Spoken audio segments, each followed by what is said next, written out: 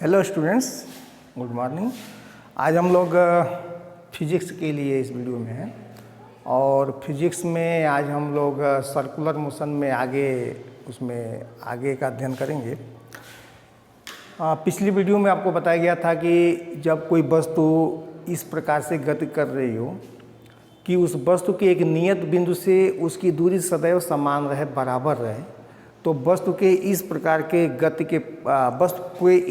गति को हम कहते हैं वृत्तीय गति। तो वृत्तीय गति की सीधी और सरल परिभाषा है कि वस्तु के गति इस प्रकार से हो रही हो कि वस्तु एक नियत बिंदु से सदैव एक समान दूरी पर चल रही हो, तो इस गति को हम लोग कहते हैं वृत्तीय गति। वृत्तीय गति में हम लोग गति के विषय में जानते हैं कि गति दो प्रकार की होती है। एक को हम लोग वेग कहते हैं और एक को हम लोग चाल कहते हैं। वेग जो है सदिश राशि है और चाल जो है अदिश राशि है। तो अगर वस्तु इस वृत्तीय पथ पर एक समान चाल से चल रही है, तब भी वस्तु के गति की दिशा लगातार परिवर्तित हो रही है। वृत्तीय पथ पर गति करने वाले किसी भी वस्तु के गति की दिशा में लगातार परिवर्तन होता है। कैसे होता है? तो इसके गति की दिशा की, अगर मान लीजिए किसी क्षण वस्तु अगर इस बिंदु पे है, तो इस बिंदु पे वस्तु की गति की दिशा क्या होगी? तो वस्तु अगर इस वृत्तीय पथ पे गति कर रहा है जिसकी त्रिज्या r है, तो इस बिंदु P पर इसके गति की दिशा क्या होगी? तो उसके लिए हम लोग बिंदु P पे इस वृत्त पर एक स्पर्श रेखा खींचते हैं। यहाँ पे गति की दिशा इधर होगी। अब यहाँ से यह वस्तु अगर यहाँ पहुँचती है किसी दूसरे बिंदु Q पर, तो अब यहाँ गति की दिशा क्या हो गई? तो यहाँ गति की दिशा जो है ऐसे हो गई। अब चूँकि वस्तु की चाल एक समान है लेकिन दिशा लगातार बदल रहा है, तो हम कह सकते हैं कि वस्तु का वेग जो है परिवर्तित हो रहा है। वस्तु का वेग, वृत्तीय पथ पे गतिशील वस्तु का वेग सतत परिवर्तित होता है। और जब वेग परिवर्तित होता है तो वेग में परिवर्तन के कारण इस वस्तु में उत्पन्न होता है एक त्वरण, जिस त्वरण को हम कहते हैं अभिकेंद्र त्वरण। अभिकेंद्र त्वरण। अब अभिकेंद्र त्वरण क्यों होता है? तो अभिकेंद्र त्वरण इसलिए होता है कि वस्तु की गति एक समान है, अर्थात वस्तु की चाल समान है, लेकिन फिर भी वस्तु के वेग में क्या क्या होता है? वेग में होता है चाल और प्लस दिशा।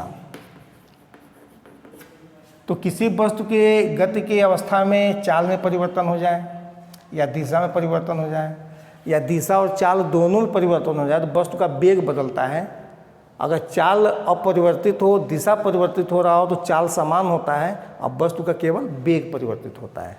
और वेग में जब भी परिवर्तन होता है, तो वेग में परिवर्तन के समय दर को ही हम लोग कहते हैं क्या? त्वरण।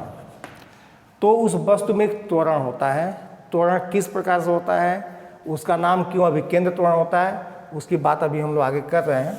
लेकिन सबसे पहले हम लोग इसी तथ्य को समझने की कोशिश करेंगे कि अगर वस्तु के दिशा में थीटा परिवर्तन हुआ, वस्तु के दिशा में थीटा परिवर्तन कहने का भाव क्या है? यहाँ देखिए, जैसे मान लीजिए वस्तु जो है इस वृत्तीय पथ पे गतिशील है और वह वस्तु किसी क्षण जो है बिंदु P1 पे है और डेल्टा t समय के बाद वह वस्तु P1 से चल के इस P2 पे चला जा रहा है। तो यहाँ पे इसके P1 पे गति की दिशा V1 और P2 पे इसकी जो चाल होगी वो तो बराबर होगी, लेकिन दिशा बदल रहा है इसलिए वेग बदलेगा।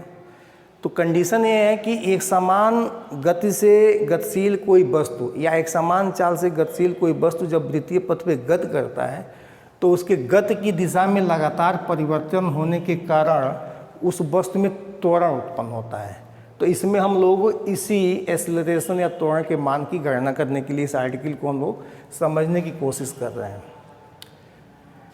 तो अब तक हम लोगों ने ये माना है कि एक वृत्तीय पथ पे वस्तु किसी क्षण P1 पे था, डेल्टा t समयांतराल के बाद वस्तु P2 पे पहुंचा और इस दौरान इसने डेल्टा एस दूरी तय किया, वृत्त पर डेल्टा एस रेखीय दूरी तय किया।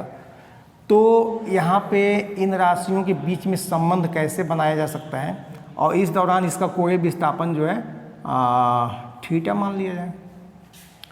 तो यहाँ पर हम लोगों को क्या चाहिए, तो यहाँ पे हम लोगों को चाहिए वेग परिवर्तन का मान।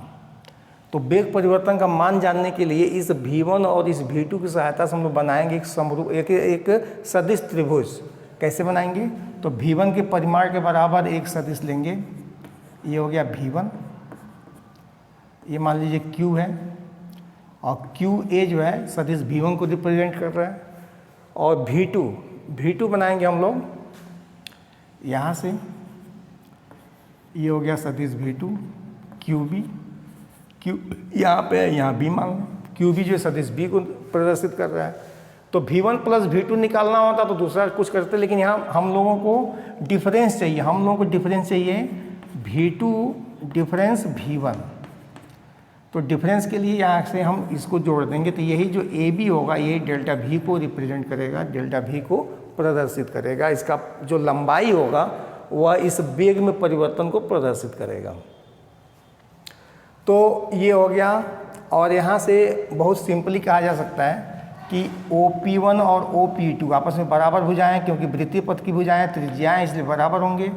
और यहाँ पे चूंकि V1 V2 के परिमाण बराबर हैं, V1 और V2 के परिमाण बराबर हैं, क्योंकि हम लोग शुरू में ही माने हैं कि वस्तु एक समान चाल से इस वृत्तीय पथ पे गति कर रहा है। तो जब वस्तु एक समान चाल से वृत्तीय पथ पे गति कर रहा है तो किसी बिंदु पर वस्तु के गति का जो परिमाण होगा वो सभी बिंदुओं पे समान होगा। तो इसमें आगे चलें अब हम लोग, तो ये थीटा है, तो यहाँ भी कितना होगा, थीटा होगा। तो यहाँ पे बहुत सिंपली देखने को मिलेगा कि त्रिभुज OP1 P2 सिमिलर होगा, समरूप होगा त्रिभुज QAB के। और जब ये दो सिमिलर होंगे तो समरूप त्रिभुजों की भुजाएं समानुपातिक हैं, तो P1 by P2 by AB हो जाएगा, P1 by P2 by AB is equal to OP1। तो इधर हो जाएगा OP1, मतलब ये OP1, तो यहाँ लेंगे QA। समरूप कैसे हुआ होगा, तो ये दो भुजाएं आपस में बराबर हैं, तो OP1 बटे OP2 का मान 1 होगा, और ये इनके परिमाण बराबर हैं तो QA बटे QB का मान 1 होगा। यानी कि इनकी भुजाएं समानुपातिक हैं और बीच के कोण बराबर है। तो भुजा कोण भुजा समरूपता प्रमेय से ये दोनों त्रिभुज समरूप हो जाएंगे। और समरूप होने के बाद P1 P2 का मान कितना, तो P1 P2 का मान हम ले लें यहाँ पे डेल एस। AB का मान कितना, AB का मान है डेल भी। परिमाण की बात करें, डेल भी परिमाण लिखा जाएगा। OP1 हम लोगों का QA मतलब V1, सदिश V1 का परिमाण जो है V होगा। यहाँ से हम लोग निकालें डेल V का मान निकालें, डेल V, तो डेल V यहाँ आएगा तो V यहाँ जाएगा, ये इधर हो जाएगा V/R इंटू डेल एस। यह एक रिलेशन मिल जाएगा। इस रिलेशन में हम लोग को दिख रहा है कि ये वेग में परिवर्तन है, ये दूरी में परिवर्तन है, या अचर चाल है, ये वृत्तीय पथ की त्रिज्या है। अब यह सब क्रिया कितने समय में हो रहा है, तो यह सब क्रिया जो अत्यंत सूक्ष्म समय में हो रहा है। तो पूरे समीकरण हम लोग डेल टी से भाग कर लें, तो ये होता है del V by del t is equal to V/R into del s by del T.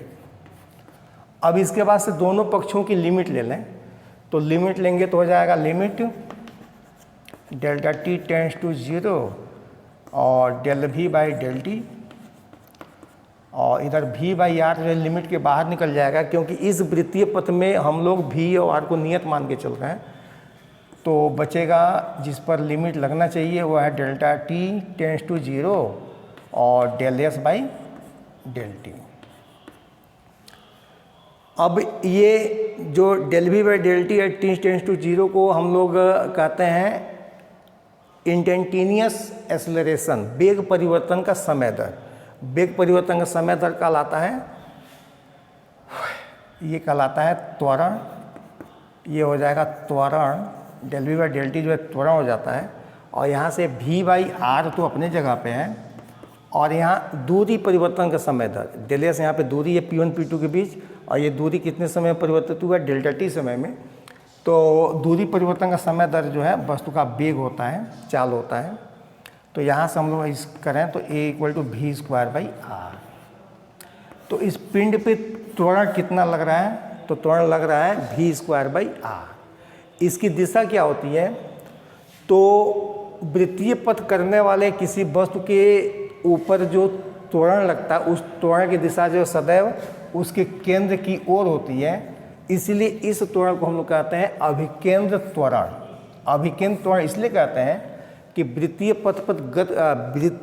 पथ पर गति करने वाले वस्तु पर केंद्र की ओर एक त्वरण लगता है, और उस त्वरण की मात्रा मान कितना होता है, तो मान होता है v²/r, जहाँ v जो उसका रेखीय चाल है, r उस वृत्तीय पथ की त्रिज्या है। चूंकि इस त्वरण की दिशा केंद्र की ओर दृष्ट होती है, इसलिए इस त्वरण को हम लोग कहते हैं अभिकेंद्र त्वरण। और इस अभिकेंद्र त्वरण को हम लोग कोणीय वेग के रूप में भी परिवर्तित कर सकते हैं। कैसे, तो चूंकि v होता है r ओमेगा, तो इस v की जगह पर r ओमेगा रखेंगे तो स्क्वायर है, तो r² ओमेगा स्क्वायर, तो a हो जाएगा r² ओमेगा²/r। तो ये हो जाता है a r ओमेगा स्क्वायर। ये कोणीय वेग के पद में है और ये जो रेखीय वेग के पद में है। और ये दोनों सूत्र जो है किसके लिए है, किसी भी वृत्तीय पथ पे गतिशील वस्तु के अभिकेंद्र त्वरण के लिए सूत्र है, और उसका मात्रा जो होता है v²/r या r ओमेगा स्क्वायर होता है। तो ये तो तब के लिए है जब वस्तु वृत्तीय पथ पे गतिशील हो और वस्तु के गति करने की प्रक्रिया में उसकी चाल जो है एक समान हो। लेकिन अब मान लीजिए कि चाल एक समान न हो कि चाल असमान हो, यानी कि वस्तु वृत्तीय पथ पे त्वरित गति कर रहा हो। वस्तु वृत्तीय पथ पे कौन सी गति कर रहा हो, नियत वेग से गतिशील नहीं है, अब इस बार त्वरित वेग से गतिशील है। त्वरित वेग से गतिशील है तो उसको थोड़ा देखा जाए। जैसे मान लीजिए कि त्वरित वेग से गतिशील किसी वस्तु के लिए, यहाँ पे अगर हम लोग संबंध बनाना चाहें, यहाँ पे उसका निगमन करना चाहें, तो मान लीजिए कि वस्तु जो है इस वृत्तीय पथ पे गतिशील है, इसके गति की दिशा जो इधर है, ठीक है। तो इसमें अगर ये वस्तु नियत चाल से चल रही है तब इसमें सिर्फ एक त्वरण होगा, और उस त्वरण की दिशा किधर होगी, उस त्वरण की दिशा जो है इस वस्तु के गति की दिशा के लंबवत यानी कि केंद्र की ओर होगी, जिसको कि अभी हम लोग अभिकेंद्र त्वरण कहें। तो वस्तु में अगर दो त्वरण हो, दो त्वरण मतलब वस्तु जब वृत्तीय पथ पे गति कर रहा हो तो इसमें बल भी लग रहा हो, बल लगने से जो त्वरण उत्पन्न होगा वह त्वरण जो इसके स्पर्श रेखा की दिशा में होगा उसको हम लोग AT कह दें। टेंजेंशियल एक्सेलरेशन, टेंजेंशियल एक्सेलरेशन मतलब स्पर्श रेखीय त्वरण, इसको हम लोग कह रहे हैं AT। और अभिकेंद्र त्वरण बताया है कि वृत्तीय पथ पे गति करने के लिए आवश्यक है कि वस्तु में त्वरण हो, और कौन सा त्वरण हो, अभिकेंद्र त्वरण, रेडियल एक्सेलरेशन AR। तो निश्चित है कि त्वरण एक सदिश राशि है, तो स्पर्श रेखीय त्वरण और ये रेडियल त्रिज्य त्वरण या अभिकेंद्र त्वरण, इन दोनों की दिशाओं में सदैव 90 अंश का ही कोण बनेगा। तो इन दोनों का परिणामी त्वरण कितना होगा, तो परिणामी त्वरण जो है हम लोग परिणामी त्वरण अगर इनका A हो तो हम लोग के पास सूत्र होता है दो सदिशों के लिए कि r² दो सदिश हों a² + b² + 2ab cos of theta, मतलब दो सदिश हों उनके बीच का कोण थीटा हो, परिमाण a और b हो, तो उनका जो रिजल्टेंट होता है वो r इस सूत्र से निकालते हैं। तो इन दोनों सदिशों का अगर रिजल्टेंट जो है क्या हो, a हो, तो इस a का परिमाण कितना होगा, तो a का परिमाण होगा ar² + at² + 2ar at और cos 90। क्यों, क्योंकि इन दोनों सदिशों के बीच में कोण कितने अंश का है, तो दोनों सदिशों के बीच में कोण जो है 90 अंश का है। तो ये cos 90 का मान होता है 0, तो ये पूरी राशि जो शून्य हो जाएगी, तो बचेगा कितना, तो बचेगा a² = ar² + at²। इसलिए a का मान कितना हो जाएगा, a का मान हो जाएगा ar² + at²। अगर किसी वस्तु पे दोनों प्रकार के त्वरण अर्थात वस्तु वृत्तीय पथ पे गति कर रहा हो और उस वस्तु के गति में की जो चाल हो एक समान ना हो, परिवर्तित चाल के अंतर्गत अगर वस्तु गतिशील है तो वस्तु में दो प्रकार के त्वरण होंगे। एक त्वरण होगा स्पर्शरेखीय त्वरण और एक त्वरण होगा अभिकेंद्र त्वरण। तो उस वस्तु पर परिणामी त्वरण कितना होगा, तो परिणामी त्वरण का मान जो यहाँ से मिल जाएगा, इसकी दिशा भी मिल जाएगी tan इनवर्स AT/AR से। तो ये आर्टिकल हुआ वस्तु के अभिकेंद्र त्वरण के लिए दोनों अवस्थाओं में, जब वस्तु की गति एक समान हो और जब वस्तु की गति असमान हो। तो इन दोनों आर्टिकल्स के ऊपर ये थोड़ा सा क्या कहते हैं समझने वाली आर्टिकल है, थोड़ा सा ध्यान देंगे तो ये बहुत आसान आर्टिकल है। अब इस त्वरण के आधार पर हम लोग आगे बात करेंगे, तो आगे जो है बातें होंगी अगले वीडियो में आपको मिलेगा। अभिकेंद्र बल और अभिकेंद्र बल के आधार पे आगे बहुत सारी घटनाएं उसकी व्याख्या की जाएगी। आज के लिए बस इतना।